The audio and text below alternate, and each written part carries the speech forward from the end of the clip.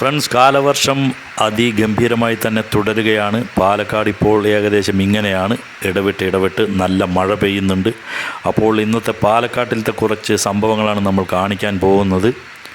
മഴ ഞാൻ പറഞ്ഞു കുറച്ച് ഇടവിട്ട് പെയ്യുന്ന സമയത്ത് അങ്ങോട്ട് നല്ല മഴയായിരിക്കും, ഒരു 10-15 മിനിറ്റൊക്കെ. അത് കഴിഞ്ഞാൽ പിന്നെ ശാന്തമാകും, പിന്നെ വെയിൽ വരും. അപ്പോൾ രാവിലത്തെ കുറച്ച് മഴയ്ക്ക് ശേഷം ഒന്ന് വെയിൽ എന്ന് പറയാൻ പറ്റില്ല, ഒന്ന് മാനം തെളിഞ്ഞു. എല്ലാ സ്ഥലങ്ങളിലും മഴക്കെടുതി. മഴയുടെ കാരണം കൊണ്ട് തന്നെ നദികളൊക്കെ ഇരു കരകളും കവിഞ്ഞ് ഒഴുകുന്ന ആ ഒരു ദൃശ്യമൊക്കെയാണ്. അപ്പോൾ ഞാൻ പാലക്കാട്ടത്തെ കൽപ്പാത്തി പുഴ, അതിൻ്റെ ഒരു ദൃശ്യം ഒന്ന് കാണാൻ വേണ്ടിയാണ് പോയത്. പക്ഷേ ഇവിടെ അങ്ങനെയുള്ള ഒരു സംഭവം ഒന്നും കാണുന്നില്ല. അതിയായിട്ടുള്ള കുത്തൊഴുക്കോ അങ്ങനെയൊന്നും കാണുന്നില്ല. എങ്കിലും പുഴയിൽ വെള്ളമുണ്ട്, നല്ല വെള്ളം തന്നെയുണ്ട്. ഒരുപാട് സ്ഥലങ്ങളിൽ പുഴകളും മറ്റും കരകവിഞ്ഞ് ഒഴുകിയതിനെ തുടർന്ന് തന്നെ ജനജീവിതം വളരെ ദുസ്സഹമായി കൊണ്ടിരിക്കുകയാണ്. ആ ഒരു സാഹചര്യത്തിൽ നമ്മളുടെ ഇവിടെ അത്ര വലിയ കാര്യമായിട്ടുള്ള ഒരു ബുദ്ധിമുട്ട് അനുഭവപ്പെടുന്നില്ല എന്ന് വേണം കരുതാൻ. ഞാനിപ്പോൾ നിൽക്കുന്നത് കൽപ്പാത്തിയിലെ പ്രസന്ന ഗണപതി ക്ഷേത്രത്തിൻ്റെ മുമ്പിലാണ്. അപ്പോൾ ഞാൻ അതിൻ്റെ ബാക്ക് വശത്തോടു കൂടി കയറി മുമ്പിലോട്ട് എത്തിയതാണ്. അപ്പോൾ ഇതാണ് മുമ്പിൽ നിന്നുള്ള ദൃശ്യങ്ങൾ. മുമ്പിൽ നിന്നുള്ള ദൃശ്യങ്ങളൊക്കെ നമ്മൾ നേരത്തെയൊക്കെ കാണിച്ചിട്ടുണ്ട്. കൽപ്പാത്തി അഗ്രഹാരങ്ങളുടെ ഭാഗമായിട്ട് വരും ഈ ഒരു പ്രദേശം എന്നിരിക്കലും ഈ സ്ഥലത്തിൻ്റെ പേര് ചാത്തപുരം എന്നാണ്. ചാത്തപുരത്തിലെ പ്രസന്ന ഗണപതി എന്നാണ് പറയപ്പെടുക. എന്ന് വെച്ച് കഴിഞ്ഞാൽ കൽപ്പാത്തി അഗ്രഹാരങ്ങളുടെ ഭാഗമായി തന്നെയാണ് വരുന്നത്. കൽപ്പാത്തി അഗ്രഹാരം എന്ന് പറയുന്നത് നമ്മൾക്കറിയാം, ഒരുപാട് പരന്ന് കിടക്കുന്നതാണ്. അപ്പോൾ ഓരോ സ്ഥലത്തിനും അങ്ങനെ ഓരോ പേരുകളൊക്കെ ഉണ്ടാകും. പക്ഷേ പൊതുവായിട്ട് അറിയപ്പെടുന്നത് കൽപ്പാത്തി അഗ്രഹാരം എന്ന് തന്നെയാണ്. അപ്പം നമ്മളിപ്പോൾ പ്രസന്ന ഗണപതി ക്ഷേത്രത്തിൻ്റെ പുറകിലുള്ള ആ സ്റ്റെയർ കേസുകൾ, ആ ഒരു സ്റ്റെപ്പുകളൊക്കെ കയറി വന്ന് ഇപ്പോൾ അമ്പലത്തിനെ ഒരു വലം വെച്ചുകൊണ്ട് പിന്നിൽ നമ്മൾ വന്ന വഴിക്ക് തന്നെ പോവുകയാണ്. എന്ന് വെച്ച് കഴിഞ്ഞാൽ ആ പുഴയുള്ള ഭാഗത്തേക്ക് ആ സ്റ്റെപ്പുകളെല്ലാം ഇറങ്ങി വേണം ഇനി നമ്മൾക്ക് പുഴയിലോട്ട് ഇറങ്ങാൻ. മഴയുടെ കെടുതികൾ ഇല്ലെങ്കിൽ മഴയുടെ ആ ഭീകരത ഇതൊക്കെ അറിയിക്കുന്നതിന് വേണ്ടിയിട്ടുള്ള ഒരു വീഡിയോ ആണ് നമ്മൾ ഇന്ന് ചെയ്യുന്നത്. എന്ന് വെച്ച് കഴിഞ്ഞാൽ ഈ അവസരത്തിൽ എനിക്ക് പറയാനുള്ളത് എന്താണെന്ന് വെച്ച് കഴിഞ്ഞാൽ, വളരെ വർഷങ്ങൾക്ക് മുമ്പൊക്കെ നമ്മളുടെ എല്ലാം കുട്ടിക്കാലത്ത് നമുക്കറിയാം, മഴ ഇതിനേക്കാൾ രൂക്ഷമായി പെയ്തിരുന്ന ഒരു കാലമൊക്കെ ഉണ്ടായിരുന്നു. ഇപ്പോൾ അത്രയ്ക്കും മഴ ഇല്ല എന്ന് തന്നെ വേണം പറയാൻ. പക്ഷേ അന്ന് ഈ ഒരു കൊടും മഴയിലും കുട്ടികൾ സ്കൂളിൽ പോയിരുന്നു. അതും അന്ന് മൊബൈലില്ല, സ്കൂളിലേക്ക് പോകാൻ വാഹനങ്ങളില്ല. എല്ലാവരും നടന്നാണ് 2-3 കിലോമീറ്ററൊക്കെ. ആ 2-3 കിലോമീറ്റർ പോകുമ്പോൾ 1-2 പുഴയൊക്കെ ഉണ്ടാകും. ഇതെല്ലാം നീന്തിക്കടന്നും ഒക്കെയാണ് കുട്ടികൾ. ഇല്ലെങ്കിൽ അതിൻ്റെ മേലെയെല്ലാം കെട്ടുറപ്പുള്ള കോൺക്രീറ്റ് പാലങ്ങളോ ഒന്നും തന്നെ ഉണ്ടായിരുന്നില്ല. മരങ്ങൾ വെച്ചിട്ടുള്ള, തടി വെച്ചിട്ടുള്ള പാലങ്ങളൊക്കെ ആയിരുന്നു. ഇടിഞ്ഞു പൊളിഞ്ഞു വീഴാറായിട്ടുള്ള പാലങ്ങളൊക്കെ തന്നെ ആയിരുന്നു അന്നുണ്ടായിരുന്നത്. അതൊക്കെ കടന്നാണ് അന്നത്തെ കാലത്തെല്ലാം കുട്ടികൾ സ്കൂളിൽ പോയിരുന്നതും വന്നതും എല്ലാം. വളരെ വിരളമായിട്ടുള്ള അപകടങ്ങളും ഒക്കെ അന്നും ഉണ്ടായിരുന്നു, ഇല്ല എന്ന് പറയാൻ പറ്റില്ല. പക്ഷേ ഇപ്പോൾ സ്ഥിതി ആകെ മാറിയിരിക്കുകയാണ്.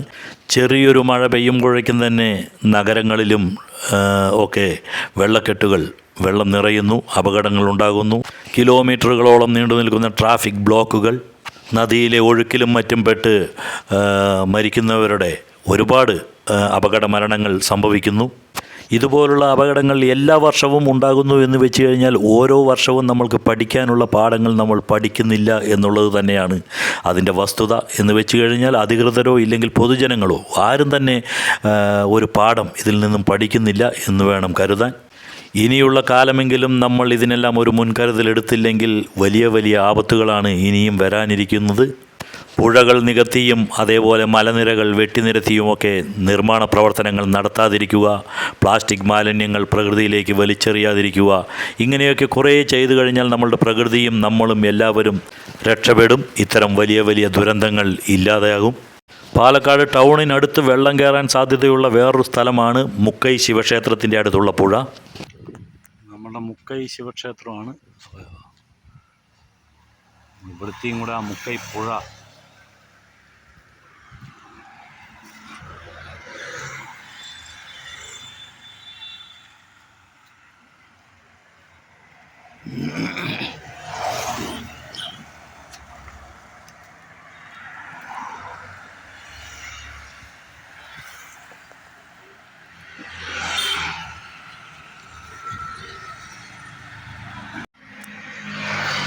മുമ്പിൽ നല്ല വലിയ മലനിരകൾ കാണാം.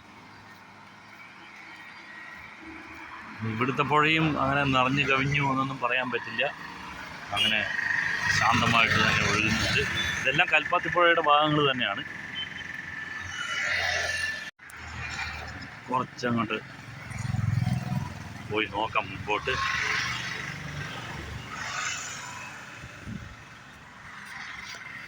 ഇവിടെയൊക്കെ കുഴിയാണ്, പക്ഷെ നോക്കാതെ അറിയാതെയൊക്കെ വന്നു കഴിഞ്ഞാൽ വീഴും.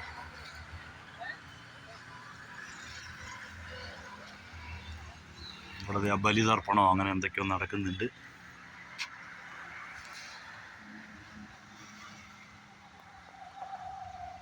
ഇവിടുന്ന് സ്റ്റെപ്പുകളാണ്.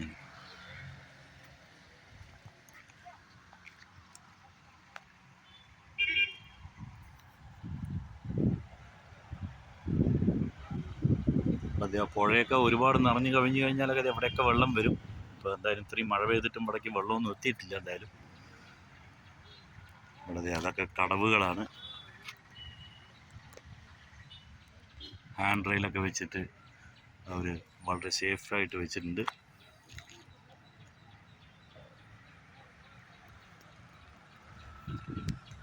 ഇവിടുന്ന് ഏകദേശം ഒരു 4 കിലോമീറ്ററാണ് മലമ്പുഴയ്ക്കുള്ളത്.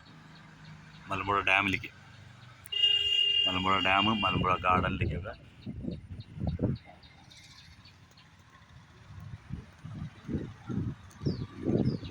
നമ്മൾ പറയാൻ ഉദ്ദേശിച്ചതേ ഉള്ളൂ. ഇപ്പോൾ മഴക്കാലം ഇന്നാണ് ഇത്തിരി ഒന്ന് മഴ തോർന്നിരിക്കുന്നത്. ഇന്നെന്ന് പറഞ്ഞാൽ ഇപ്പോൾ ഒരു 1/4 മണിക്കൂറായിട്ട്.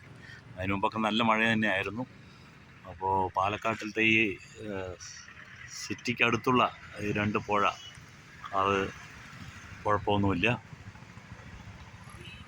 ഇല്ലെങ്കിൽ ഇനിയും നല്ല ഒരുപാട് മഴയൊക്കെ പെയ്ത് കഴിഞ്ഞാൽ സാധാരണ ഈ മഴയ്ക്കൊക്കെ ഈ പാലമൊക്കെ കവിഞ്ഞ് പാലത്തിൻ്റെ മുകളിൽ കൂടെയൊക്കെ വെള്ളം പോവുമായിരുന്നു.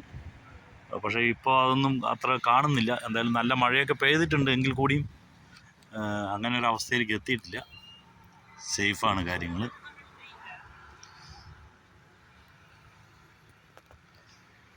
നമ്മുടെ പാലക്കാട്ടിൻ്റെ ടൗണിൻ്റെ അടുത്തുള്ള പുഴകളുടെ ഒരവസ്ഥ പറയുക, അതിനുള്ള ഒരു ഇതായിരുന്നു നമ്മുടെ വീഡിയോ ആയിരുന്നു ഇത്. ജനങ്ങളെ ഒന്ന് അറിയിക്കുക എന്നുള്ളത്. അപ്പോൾ ഇവിടെയൊക്കെ അത്ര കുഴപ്പമില്ല. ഓക്കെ, അടുത്തൊരു വീഡിയോ ആയിട്ട് വരുന്നതായിരിക്കും. Bye, enjoy.